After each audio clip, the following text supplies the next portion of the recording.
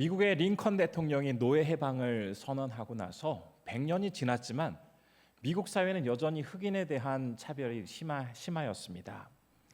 그때에 흑인의 인권을 위해서 노력을 한 사람이 있는데요. 바로 마틴 루터 킹 주니어 목사님입니다.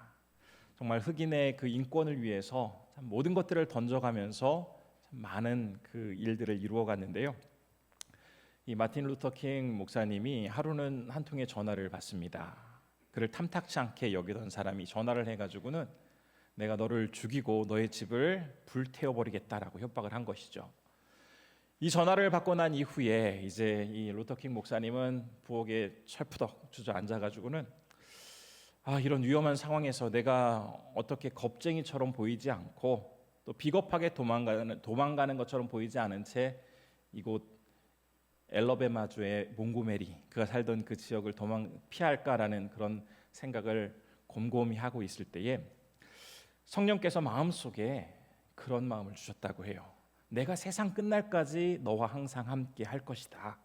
내가 너를 떠나지 않고 버리지 않을 것인데 왜 걱정하고 있느냐라는 그런 강력한 그 성령님의 음성이 그의 마음속에 자리하게 되면서 다시 용기를 얻고 그 사역을 이어갔다라고 하는데요. 우리도 살다 보면 참 많이 낙심되고 두렵고 힘든 그러한 상황에 처하게 될 때가 있습니다. 어떤 사람은 너무나 힘들고 어렵다 보니 모든 것들을 포기해버리고 싶은 그런 유혹에 빠지는 사람들도 있는가 하면 반대로 믿음 안에서 이 어려운 순간을 이겨내려고 하는, 그래서 더 성숙한 신앙인으로 나아가려고 하는 사람들도 있죠.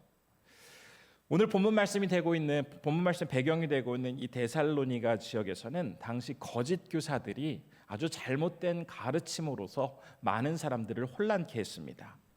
특별히 이 거짓 교사들이 가르치는 내용 중에서는 이 예수님이 이미 재림을 하셨는데 만일 이 재림한 예수님을 만나지 못했다면 그 사람은 구원받을 기회를 놓친 사람으로 이제 그 기회가 사라졌다라고 잘못된 가르침을 전하고 있었던 것이죠. 바울은 이런 잘못된 가르침에 맞서서 데살로니가 교회 성도들을 향해서 예수님께서 재림하시기 전에 어떤 일들이 일어나게 되는지, 그리고 그 종말의 때에 구체적으로 어떤 일들이 있는지 다시 한번 바르게 교육해야 할 필요성을 느꼈습니다. 그래서 앞장인 데살로니가후서 1장에서는 종말에 대해서 이 가르침을 잘못 전하고 있는 그 거짓 교사들에 맞서서 성도들이 어떻게 믿음을 굳게 세워가야 하는지 그러한 내용들을 소개한 이후에 이제 2장에서는 그런 어려운 상황 속에서 참 편견과 여러 가지 난관에 부딪혀 있는 이 성도들이 잘 그 시간들을 이겨나갈 수 있도록 하기 위해서 지금 그들을 위한 기도를 하고 있는 내용을 볼 수가 있습니다. 정말 어려운 상황 속에 있는 그 데살로니가 교회 성도들을 향해서 드리는 이 바울의 기도를 보고 있노라면 오늘날 다양한 고통과 역경의 시간을 이겨나가고 있는 많은 성도들에게 또한 참 많은 위로와 격려를 주게 되는 것 같습니다. 그래서 오늘 이 시간에는 어려움과 고난 가운데 있는 성도들을 위한 이 바울의 교회 기도를 통해서 특별히 데살로니가 후서의 말씀 2장 우리가 13절부터 17절까지 읽긴 했지만 16절과 17절에 나와 있는 이 말씀을 통해서 주님이 그 데살로니가 교회 성도들을 향해서 주셨던 그 위로와 용기가 오늘을 살아가는 우리들에게도 동일하게 주어지기를 바라는 마음으로 한번 이 말씀을 살펴보려고 하는데요. 우리가 살면서 어려운 상황에 봉착하게 될 때에 기억해야 할 첫 번째 사실, 그것은 바로 하나님이 어떤 분이신지 정확히 알아야 된다라는 것입니다. 데살로니가 지역에 있는 성도들은 거짓 교사들의 그 잘못된 가르침으로 인해서 예수님은 재림하셨고 그 재림하신 예수님이 나에게 나타나지 않았다면 나는 구원받지 못한 것이다 라고 생각을 하면서 굉장히 불안해하고 낙심하고 있었습니다.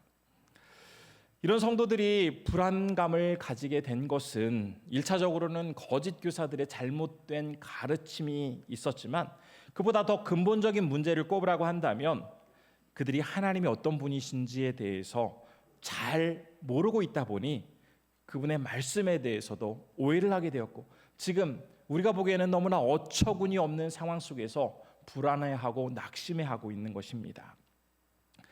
우리도 살다 보면 때로는 뜻하지 않은 그런 상황으로 인해서 많이 힘들어질 때가 있죠. 그리고 속상해질 때도 있습니다. 예를 들자면 내가 운전을 해서 나는 신호를 지키며 제대로 가고 있는데 뜻하지 않게 상대 차량이 나에게 와서 접촉사고를 일으켜서 내가 부상을 입는 경우도 있고, 열심히 헌신적으로 직장을 다니면서 일을 했는데 어느 날 갑자기 느닷없이 해고 통보를 받게 되었을 때 참 많이 속상하고 안타까울 것입니다.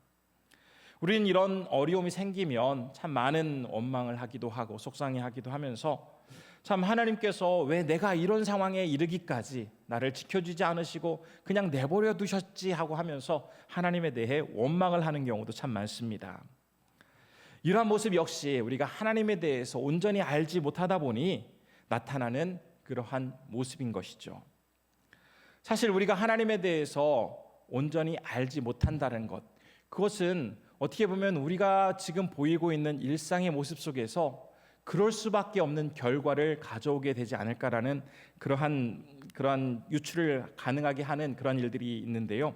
바로 우리는 사실 일주일 7일 동안 살면서 6일 동안은 성경 한번 펼치지 않고 또 찬양도 안 하고 주님에 대해서 묵상하지도 않은 채 바쁘게 그냥 내가 할 일을 하다가 겨우 주일에 교회에 와서 성경을 펼치거나 아니면 찬양을 하고 예배를 할 때가 많죠.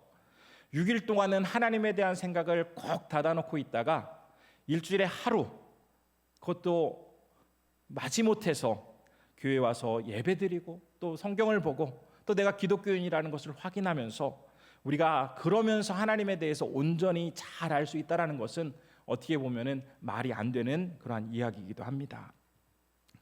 우리가 하나님이 어떤 분이신지 제대로 알기 위해서는 수시로 말씀을 접해야 하고 또 함께 모여서 기도해야 하고 그분을 찬양해야 하고 또 내가 믿는 그 전능자에 대한 정확한 지식을 갖기 위해서 부단히 힘쓸 때에 우리는 하나님을 밝히 알 수가 있게 되는 것이죠. 지금 데살로니가 지역의 성도들 역시 하나님을 제대로 알지 못하다 보니까 참 이러한 어려움과 또 많은 오해와 역경을 맞이하고 있었습니다. 그런 안타까운 상황 속에 있는 그 성도들을 기억하면서 이제 바울은 16절에서 기도를 하기 시작하는데요. 기도를 할 때 가장 먼저 하나님이 어떤 분이신지를 정확하게 밝히는 내용으로 그 기도를 시작하고 있습니다. 16절의 말씀 제가 한번 다시 읽어보도록 하겠습니다. 오늘 본문 16절의 말씀입니다. 제가 읽겠습니다. 우리 주 예수 그리스도와 우리를 사랑하시고 영원한 위로와 좋은 소망을 은혜로 주신 하나님 우리 아버지께서. 이 말씀을 보면 지금 사도 바울은 우리에게 영원한 위로와 좋은 소망을 주시는 분이 바로 하나님이다라고 소개하고 있습니다. 사람들은 어려움 가운데 처하게 될 때 마치 내가 터널 안에 있는 것 같다라고 이야기할 때가 많죠.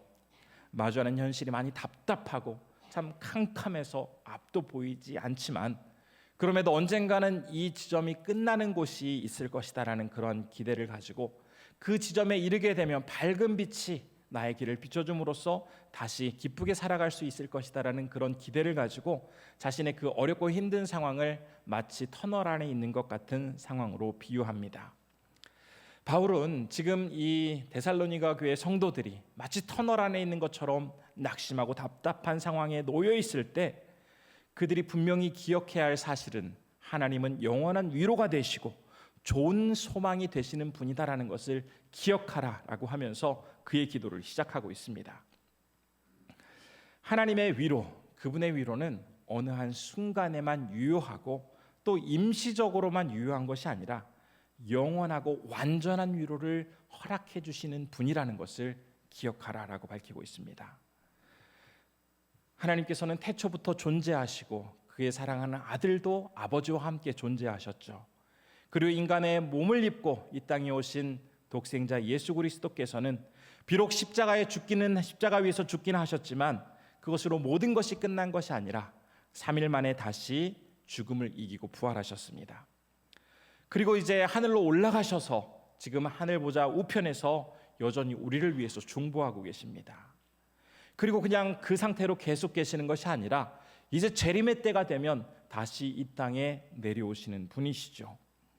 전에도 계셨고 이제도 계시고 장차 오실 그분, 그분께서 건네시는 위로는 단지 과거의 어떤 시점에만 국한되어지는 그러한 위로가 아니고, 또 현재적인 상황에서만 벌어지는 위로가 아니고, 아니면 미래의 어떤 사건에만 제한되는 것이 아니라 과거, 현재, 미래 영원히 우리에게 완벽하게 행해지는 위로가 된다라고 밝히고 있습니다. 이렇게 영원히 완벽한 위로를 베풀어 주시는 하나님은 또한 우리에게 소망을 주시는 분이신데, 그분이 베풀어 주시는 그 소망은 앞으로 미래에 일어날 수도 있고 어쩌면 안 일어날 수도 있는 50대 50의 그런 막연한 소망이 아니라, 말씀하신 것은 반드시 일어나는 100% 분명하게 일어나는 확실한 소망을 주시는 분이시기에, 그분이 주시는 소망은 좋은 소망이라고 부르고 있는 것입니다. 우리는 어려움을 만나게 될 때 그래도 그리스도인이기에 하나님을 찾고 기도를 하죠. 그런데 막 뭔가 이렇게 답답한 마음에 주님을 찾기는 하지만, 막상 기도를 하려고 하다 보면 참 그 기도를 들으시는 분, 기도를 응답하시는 분에 대해서는 잘 알지 못한 채 그냥 어떻게 기도를 해야 하나, 기도하는 방법에만 초점을 맞추려고 할 때가 많이 있습니다. 그러다 보니 기도는 오래 가지 못하고 곧 중단되기도 하고, 또 힘을 발휘하지 못한 채 그냥 사그라드는 경우도 참 많습니다. 우리는 낙심될 때 기도를 해야 합니다. 그런데 그 기도를 해야 할 때 나의 기도를 들으시는 그분, 영원한 위로를 주시고 좋은 소망을 베풀어 주시는 그 하나님, 그분을 정확하게 묵상하고 정확히 알고 정확히 바라보고 나아가도록 해야 할 것입니다. 그런데 본문 16절의 말씀을 자세히 살펴보다 보면 우리 하나님께서 영원한 위로와 좋은 소망을 주시되 어떻게 주시는지를 설명하고 있습니다. 바로 은혜로 그러한 것들을 주신다라고 바울은 밝히고 있는데요. 그렇게 소개하고 있는 이유는 좋은 것을 사람들에게 베풀어 주실 때에 그가 어떤 합당한 행동을 했기 때문에, 어떤 조건을 갖추고 있었기 때문에 그에게 이러한 영원한 위로, 좋은 소망을 주시는 것이 아니라, 너무나 선하고 좋으신 하나님께서 값없이 그 자녀들에게 베풀어 주신다라는 그 의미를 전하기 위해서 바로 은혜라는 단어를 사용을 하고 있습니다. 만일 누군가가 하나님 앞에 나아가서 무엇을 달라고 요청할 때, 나는 평소에도 참 열심히 살았고 나는 하나님 앞에 이렇게 당당히 나아가서 요청할 만큼 부끄러움이 없다라고 생각을 한다면, 그 사람은 어떻게 보면 하나님 앞에 요구하는 것을 자신의 권리인 양 당당하게 요구할 것입니다. 기도를 하면서도 하나님, 내가 열심히 했으니 그 결과에 부합한 그의 부합한 결과를 허락해 주십시오라고 그렇게 이야기를 하겠죠.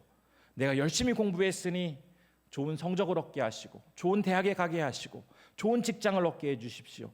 제가 열심히 헌금 생활을 했으니 부유하게 하시고 남들 보기에 부끄럽지 않게 해 주십시오라고 내 공로를 내세우면서 당당하게 기도를 합니다.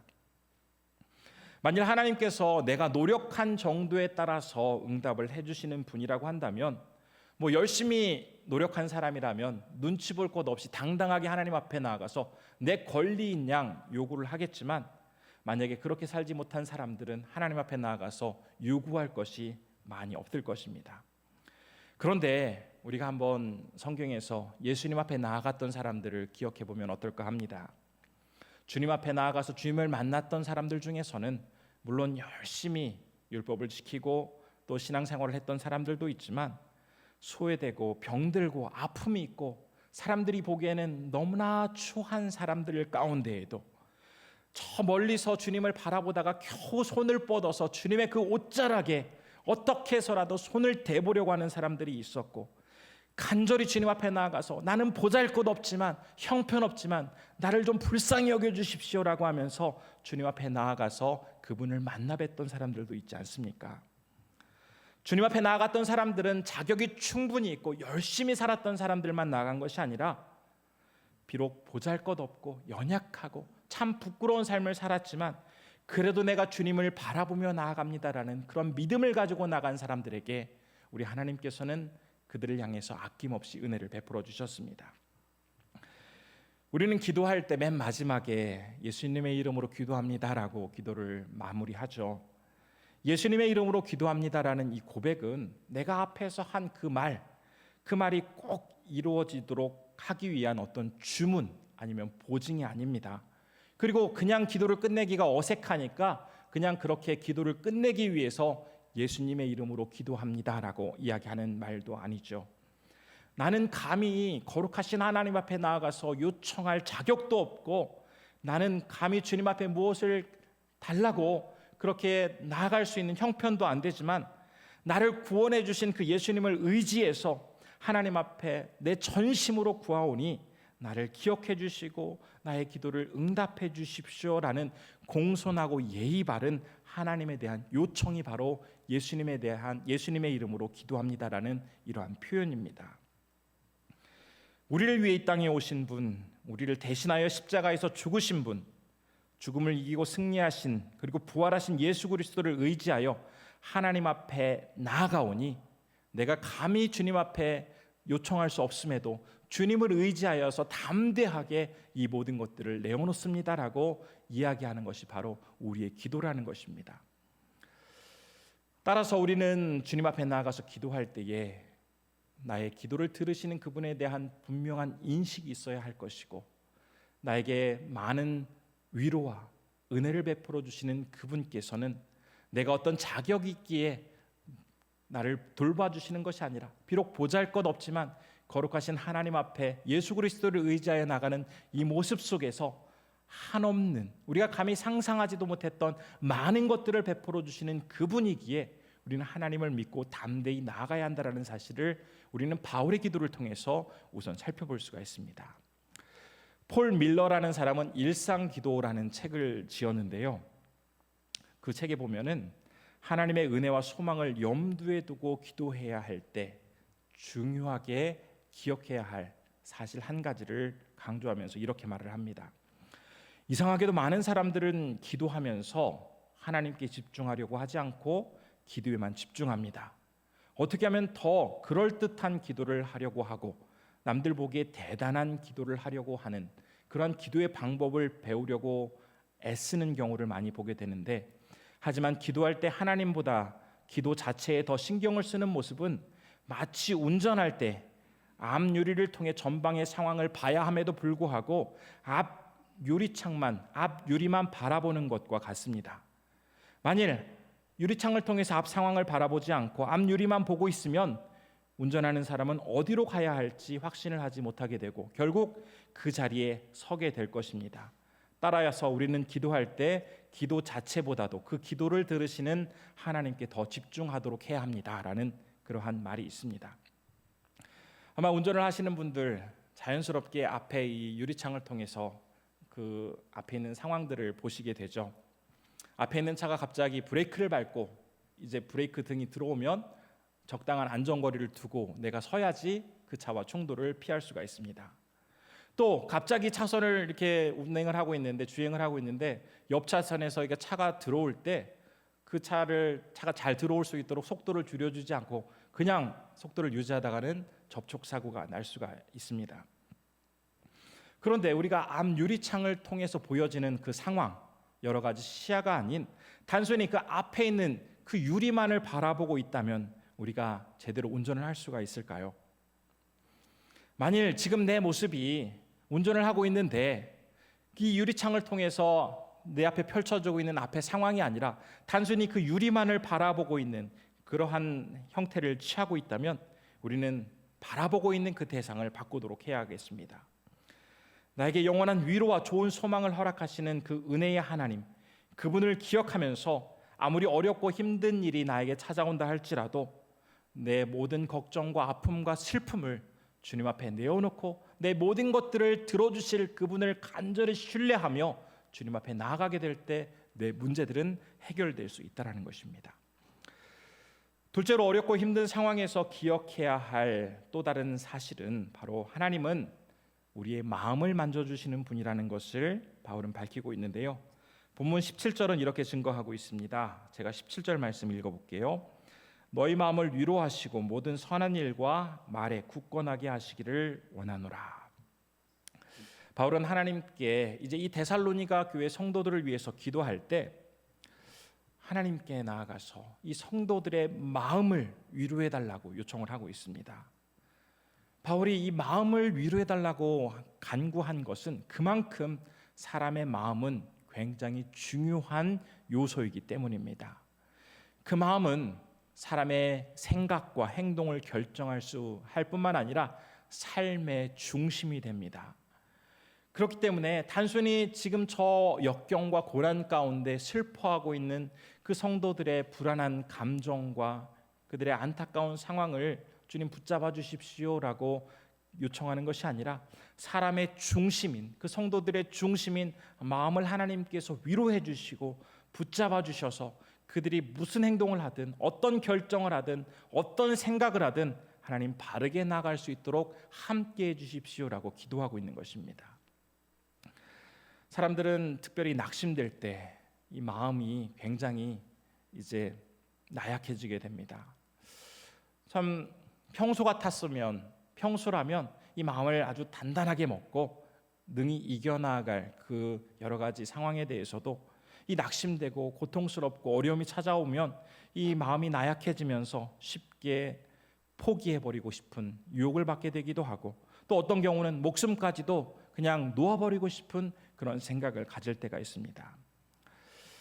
사람의 마음이 얼마나 주변의 환경에 쉽게 유혹을 받고 그 마음이 그 주변의 그 환경에 따라서 변하기가 쉬운지 우리는 호머라는 사람이 지은 오디세이라는 책에서 그 내용을 확인해 볼 수가 있습니다. 그 책에 보면 율리시즈라는 그 주인공이 나오는데요. 이 율리시즈는 일행과 함께 이제 사이렌이라는 신비한 존재가 살고 있는 섬을 지나게 됩니다. 그런데 이 사이렌이라는 존재는 이 노래를 너무나 감미롭고 잘 하다 보니 이제 그 섬 주변, 그가 있는 섬 주변을 지나는 뱃사람들은 그 노래에 아주 심취해서 그 섬 주변에 있는 바위를 피하지 못하고서는 그 배가 바위에 부딪혀서 목숨을 잃게 되는 경우가 참 많이 벌어지게 되었습니다. 이런 사실을 알았던 율리시즈는 이제 그 부하와 선원들을 데리고 이 사이렌이라는 존재가 있는 그 섬을 지날 때에 이 밀랍을 채워서 그 귀를 막게 합니다. 그리고 자신은 배의 기둥에 꽁꽁 묶어서 어떻게 움직일 수 없도록 그렇게 결속한 후에 이제 조종을 하면서 그 사이렌이 노래를 감미롭게 하는 그 섬을 지나게 되는데요. 지금 선원들은 아무리 좋은 감미로운 노래가 흘러나온다고 하더라도 귀를 딱 막고 있기 때문에 그 노래를 들을 수 없고 이 율리시즈 역시 참 그 매혹적인 노래가 흘러나오고는 있지만 이미 몸이 꽁꽁 묶여서 어떻게 할 수 없기에 이 율리시즈와 그 일행들은 안전하게 그 섬을 지나갔다라는 내용입니다. 이 내용 속에서는 사람의 마음이 얼마나 연약한지를 잘 보여줍니다. 특별히 낙심과 시련과 어려움이 찾아오게 될 때 사람들은 세상의 유혹에 더 쉽게 넘어가게 되는데요.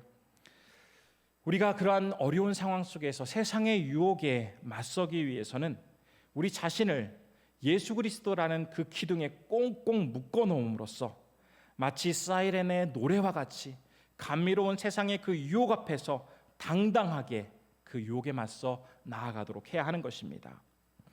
힘들고 어려운 상황일수록 하나님께서 나의 마음을 붙잡아 주셔서 굳건하게 일어설 수 있도록 도와주시고 주님의 인도하심 속에서 내가 다시 한번 강한 마음을 가지고 그 길을 나아갈 수 있도록 우리는 더욱더 주님 앞에 매달려야 하는 것입니다. 그리고 주님 앞에 서는 날 이 세상에서 많은 어려움과 아픔과 슬픔이 있었지만 그래도 내가 주님 바라보면서 담대하게 그 모든 것들을 이기고 승리하여 이 시간 주님 앞에 섰습니다라는 이런 승리의 보고를 할 것을 떠올리면서 우리는 모든 상황을 묵묵히 인내해야 할 텐데요. 사실 우리는 지나고 나서 과거의 내 행동들, 내 말을 돌이키면서 후회할 때가 많이 있습니다.